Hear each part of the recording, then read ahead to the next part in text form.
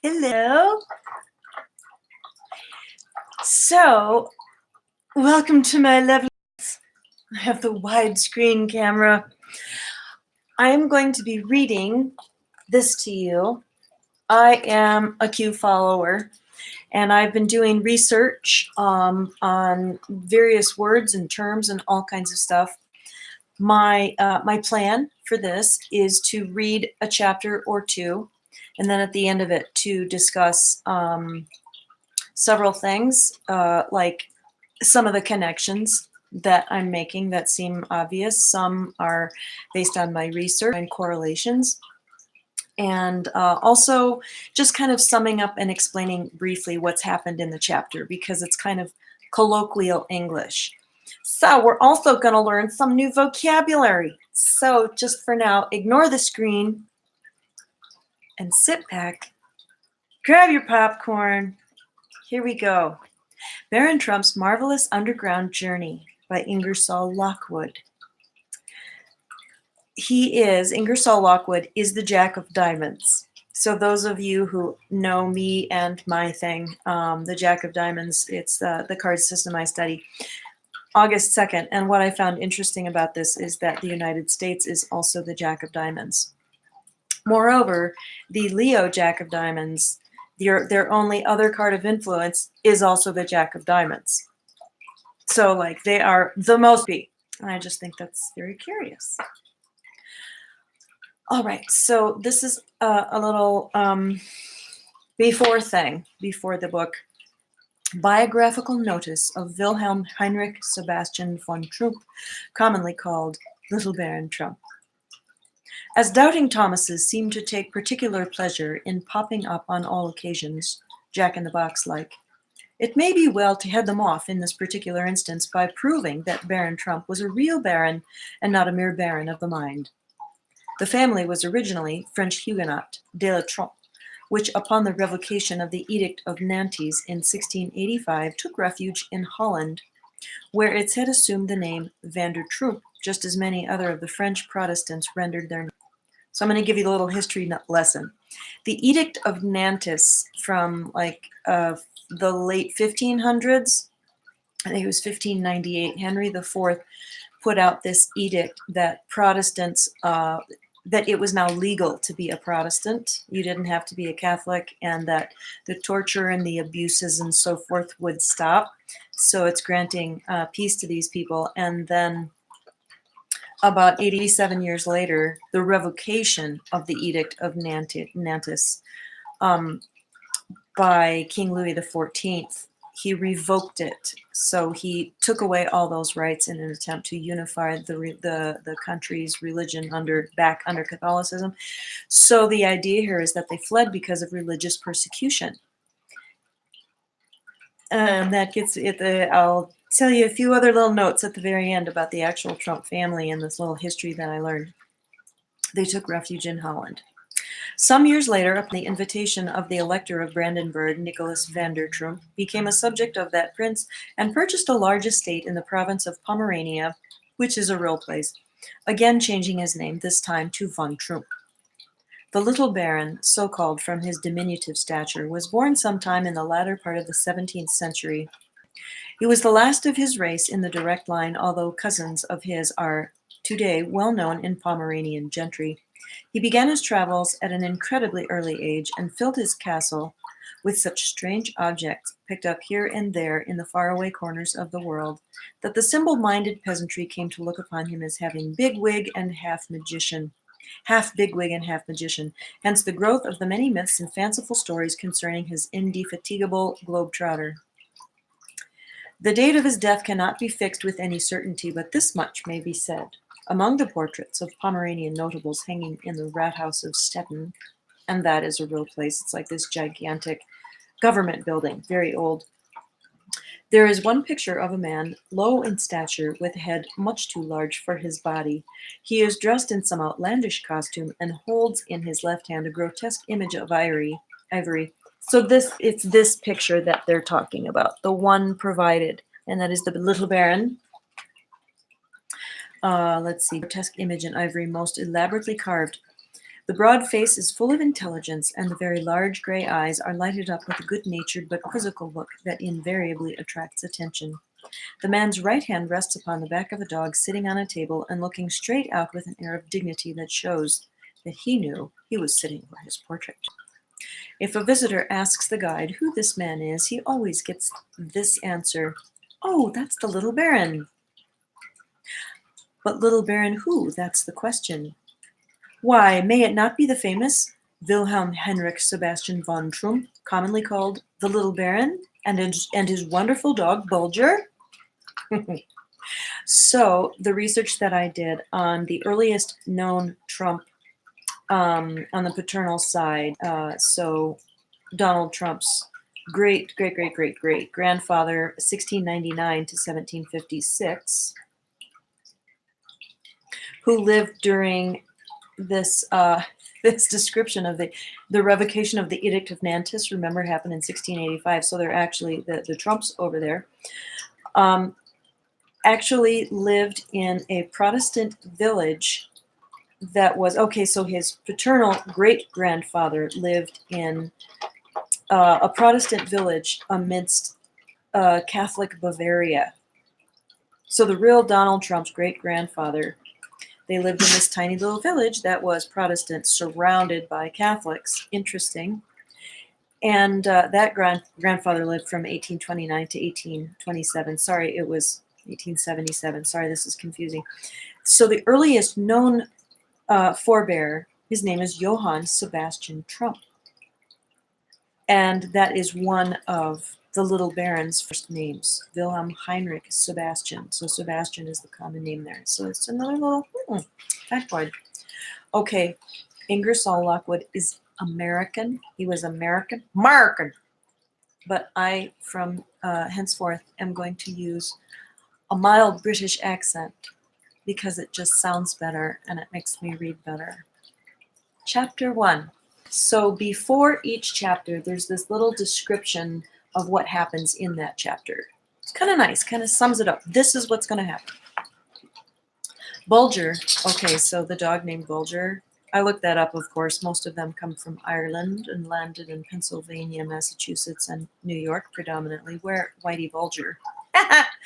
So if this is a whole time travel thing, they knew we'd be looking stuff up. It's a stretch, but, you know, kind of makes you wonder that, okay, looking at the Whitey Bulger case, and Q has talked about that, that he was killed in 2018 so that he couldn't testify.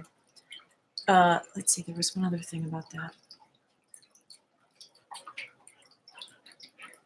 No, I don't know. Hello, this is Bobik. We're babysitting this dog. Bulger is greatly annoyed by the familiarity of the village dogs and the presumption of the house cats. His health suffers thereby, and he implores me to set out on my travels. That's the Baron. Again, I readily consent, for I had been reading of the world within a world in a musty old manuscript written by the learned Don Fum. Parting interviews with the elder Baron and the gracious Baroness my mother, preparations for departure.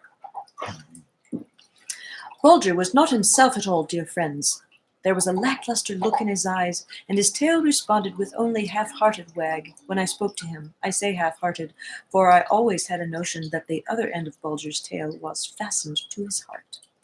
His appetite, too, had gone down with his spirits, and he rarely did anything more than sniff at the dainty food which I set before him, although I tried to tempt him with fried chickens, livers, and toasted cock's combs, two of his favorite dishes.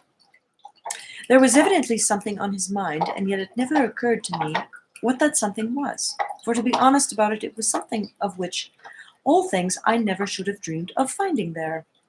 Possibly I might have discovered, so he's talking about what's in his dog's head. Possibly I might have discovered at an earlier day what it was all about, had it not been that just at this time I was very busy, too busy, in fact, to pay much attention to anyone, even to my dear four-footed foster brother.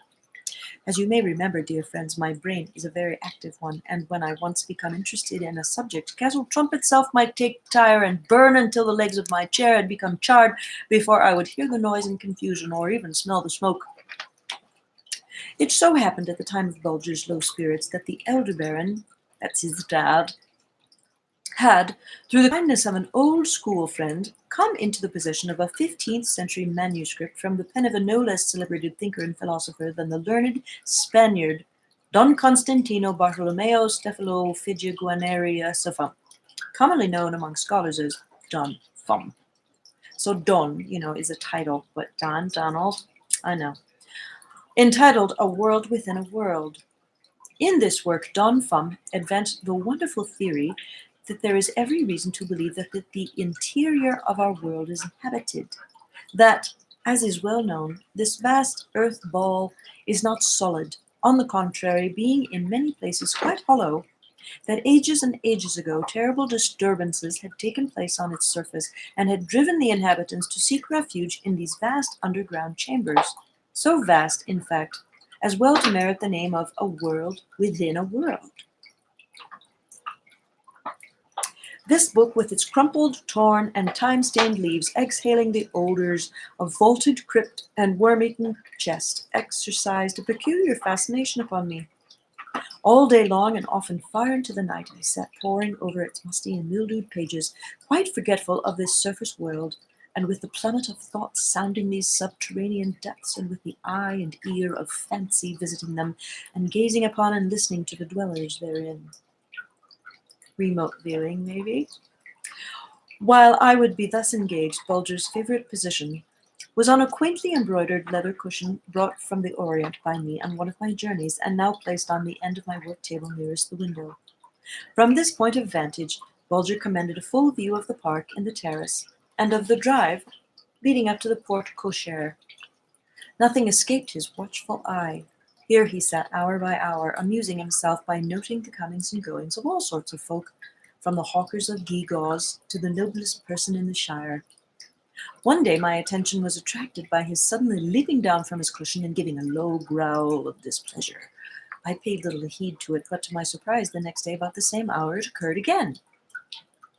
My curiosity was now thoroughly aroused, and laying down Don Fum's musty manuscript, I hastened to the window to learn of the cause of Bulger's irritation. Lo, the secret was out. There stood half a dozen mongrel curs belonging to the tenantry of the baronial lands, looking up to the window, and by their barking and antics endeavoring to entice Bulger out for a romp. Dear friends, need I assure you that such familiarity was extremely distasteful to Bulger? Their impudence was just a little more than he could stand. Ringing my bell, I directed my servant to hunt them away, whereupon Bulger consented to resume his seat by the window. The next morning, just as I had settled myself down for a good long read, I was almost startled by Bulger bounding into the room with eyes flashing fire and teeth laid bare in anger. Laying hold of the skirt of my dressing gown, he gave it quite a swage tug, which meant, "Put thy book aside, little master, and follow me." I did so. He led me down stalls, across the hallway, and into the dining room, and then this new cause of discontent on his part became very apparent to me. There, grouped around his silver breakfast plate, sat an ancient tabby cat and 4 kittens, all calmly licking or lapping away at his breakfast. Looking up into my face, he uttered a sharp, complaining howl, as much to say, "There, little master, look at that. Isn't that enough to roil the patience of a saint? Canst thou wonder that I am not happy with all these disagreeable things happening to me? I tell thee, little master, it is too much for flesh and blood to put up with." The dog has become Irish. And since the Bulgers are from Ireland, I guess that makes sense. And I thought so too, and did all in my power to comfort my unhappy little friend, but judge of my surprise upon reaching my room and directing him to take his place on his cushion, to see him refuse to obey. It was something extraordinary, and set me to thinking. He noticed this and gave a joyful bark, then dashed into my sleeping apartment, like you noticed. He was gone for several moments, and then returned bearing in his mouth a pair of oriental shoes which he had laid at my feet. Again and again he disappeared, coming back each time with some article of clothing in his mouth. In a few moments he had laid a complete oriental costume on the floor before my eyes. And I think oriental just means Eastern, literally. So these things are from his travels to the East. And just to sum it up, his dog is trying to get him to go on a journey because the dog is very bored with these over-familiar dog neighbors and these presumptuous cats He's like, okay, you finally have your attention. I'm going to bring you all these clothes, your traveling outfit, as a clue. It's kind of like Wallace and Gromit. And should you believe me, dear friends, it was the identical suit which I had worn on my last travels in faraway lands, when he and I had been wrecked on the island of Gorgola, the land of round bodies. What did it all mean? Why, this to be sure, in quotes. Little master, canst thou not understand thy dear Bulger? He is weary of this dull and spiritless existence. He is tired of this increasing familiarity on the part of these mongrel curs in the neighbourhood, and of the audacity of these kitchen tabbies and their families. He implores thee to break away from this life of reverie and inaction, and for the honour of the trumps, to be up and away again. Stooping down and winding my arms around my dear Bulger, I cried out, yes, I understand thee now, faithful companion, and I promise thee that before this moon has filled her horns, we shall once more turn our... So, has filled her horns before the full moon. More astronomically aware back then. Has filled her horns, we shall once more turn our backs on Castle Trump, up and away in search of the portals to Don Fum's world within a world. I say they're going on an adventure! Upon hearing these words, Bulger broke out into the wildest, maddest barking, bounding hither and thither in the very spirit of mischief, and suddenly nestled in his heart. Upon hearing these words, Bulger broke out as if the very spirit of mischief had suddenly nestled in his heart. Sorry. In the midst of these mad gambols, to gamble about is to walk about. Gambols, a low rap on my chamber door caused me to call out, peace, peace, good Bulger. Someone knocks. Peace. It was the elder baron. With somber mien and stately tread, he advanced and took a seat beside me on the canopy. So in a very dignified way, he came over and sat on my bed with me. Welcome, honored father, I exclaimed as I took his hand and raised it to my lips. I was upon the very point of seeking thee out. He smiled and then said, well, little baron, what thinkest thou of Don Fum's world within a world?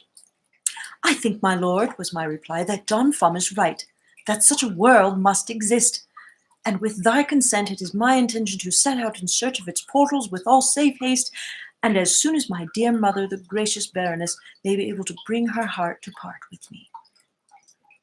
The elder baron was silent for a moment, and then added, little baron, much as thy mother and I shall dread to think of thy being again out from under the safe protection of this venerable roof, the moss-grown tiles of which have sheltered so many generations of trumps, yet must we not be selfish in this matter? Heaven forbid that such a thought should move our souls to stay thee. The honour of our family, thy fame as an explorer of strange lands and faraway corners of the globe, call unto us to be strong-hearted. Therefore, my dear boy, make ready and go forth once more in search of new marvels. The learned Don Fum's chart will stand thee by like a safe and trusty counsellor. Remember, little baron, the motto of the trumps, per ardua ad astra, which means through arduous, through travail and struggle, ad astra, to the stars. So through struggle to the stars. Interesting, right? And the movie Ad Astra, having come out just this past year with Brad Pitt, but I got a Neptune. Anyway, per ardua ad astra, the pathway to glory is strewn with pitfalls and dangers. But the comforting thought ever shall be mine, that when thy keen intelligence fails, Bulger's unerring instinct will be there to guide thee. Yes. As I stooped to kiss the elder baron's hand, the gracious baroness entered the room. Lo, here comes mother. Yes.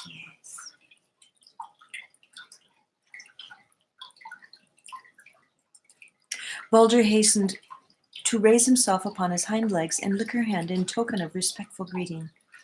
The tears were pressing hard against her eyelids, but she kept them back. Encircling my neck with her loving arms, she pressed many and many a kiss upon my cheeks and brow.